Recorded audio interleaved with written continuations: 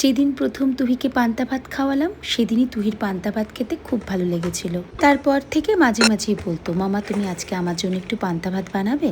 কিন্তু কোনো কারণে আমার পান্তা ভাত আর বানানো হয়ে উঠতো না। তারপর তো মানালি চলে গেলাম ঘুরতে। ওখান থেকে আসার পর কিছুদিন পানিপথের ওয়েদারও খুব ভালো ছিল।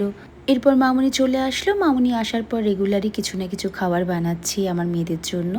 তাই তুহিও আর পান্তা ভাতের কথা বেশ কিছুদিন বলছিল না। কিন্তু কালকে সকালে মামুনির শরীরটা একটু খারাপ লাগছিল বলে মামুনিকে আমি আর রান্নাঘরে ঢুকতে দেইনি।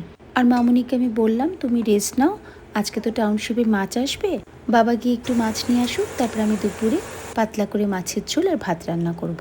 আর এটা শোনার পরই তুহি বলছে, মামা আমি কিন্তু মাছ ভাত খাবো না, এর থেকে তুমি প্লিজ আজকে আমার জন্য পান্তা ভাত বানাবে। আমিও তখন ভাবলাম ঠিকই আছে, আজকে এখানে যা গরম পড়েছে এই ওয়েদারে পান্তা ভাতটা খুব একটা মন্দ লাগবে না।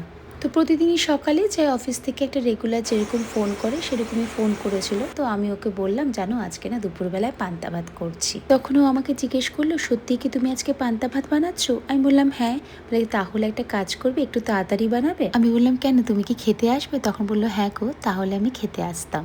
আর এরপর আমি সঙ্গে সঙ্গে কিচেনে চলে যাই এবং পান্তা ভাতের সাথে যা যা খাবো সেগুলি রেডি করতে থাকি। তো মুসুরির ডালটা সবার আগে আমি ভিজিয়ে রেখেছিলাম যখনই আমি ঠিক করেছিলাম আজকে পান্তা ভাত হচ্ছে। এরপর সেদ্ধ আলুগুলো মেখে নিলাম। এদিকে বাবা 3 রকমের মাছ নিয়ে এসেছিল, পাবদা মাছ, চিংড়ি মাছ আর রুই মাছ। তার মধ্যে আমি রুই মাছগুলোকে একটু ভেজে নিলাম। তুই কিন্তু মাছ ভাজা দিয়ে পান্তা ভাত খায়নি, ও শুধুই খেয়েছে। আর বাবা আর মামনি হলো মাছের ঝোল দিয়ে ভাত খেয়েছে।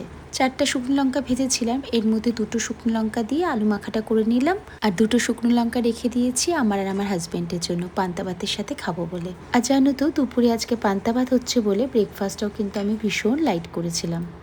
পান্তা ভাতের সাথে যদি মুসুরির ডালের বড়া থাকে তাহলে আর কিছুই লাগে না বলো। আমার কাছে মুসুরির ডালের বড়া ছাড়া পান্তা ভাত একদমই অসম্পূর্ণ লাগে। তাই যখন মুসুরির ডালের বড়াগুলো ভাজছিলাম প্রচণ্ড খিদে পেয়ে গেছিলো আর মনে হচ্ছিল কখন পান্তা ভাতটা খাবো। আর এই পান্তা ভাত খাবো বলে ব্রেকফাস্টও তো সেরকম কিছু করিনি, এই কারণেই আরও খিদে পেয়ে গেছিলো।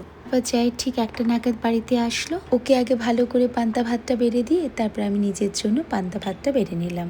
কালকে যখন পান্তা ভাত বাড়ছিলাম তখন ভাবছিলাম, কোনো দিন ভাবতে পারিনি যে তুহি পান্তা ভাত খেতে এত ভালোবাসবে। যে কিনা সুশি, রমেন এসব খেতে ভালোবাসে, তার আবার পান্তা ভাতও ভালো লাগে, ভাবা যায়? সে টাপ্পু ভীষণ ফুডি, তো ওদের টাপ্পু না সব ধরনের খাবারই ট্রাই করতে চায়। তাই ও যে পান্তা ভাত ভালোবাসবে এটা আমার খুব একটা অবাক লাগে না। কিন্তু তুহির যে কোনোদিন পান্তা ভাত এত ভালো লাগবে বিশ্বাস করো আমি কোনোদিন ভাবতেও পারিনি।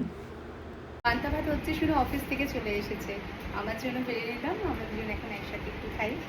একা একা লাঞ্চ বা ডিনার করতে আমার হাজবেন্ড একদমই পছন্দ করে না। তাই যখনই ও লাঞ্চ বা ডিনার করবে সবসময় এটাই বলবে, তোমারটাও নিয়ে আসো। চলো তাহলে আজকের ব্লগটা এখানেই শেষ করছি। খুব ভালো থেকো তোমরা, টাটা।